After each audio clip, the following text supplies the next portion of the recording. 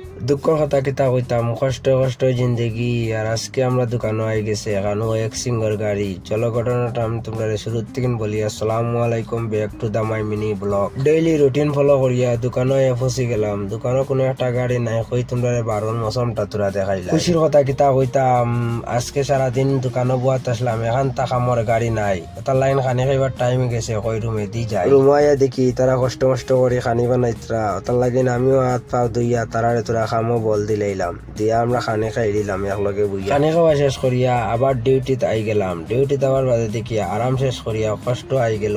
তার লাগিন এখন গাড়ি আইছে ওয়াক্সিং করবার লাগিন।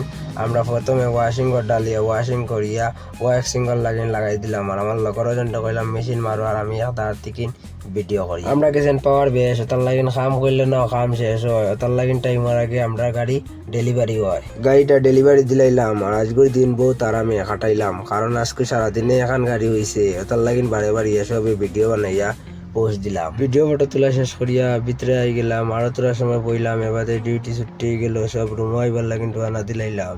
আজকের ব্লগটা ভালো লাগলে লাইক করে শেয়ার করে কমেন্ট করে, আর নেক্সট একটা ব্লগে দেখা হবে। Bye bye.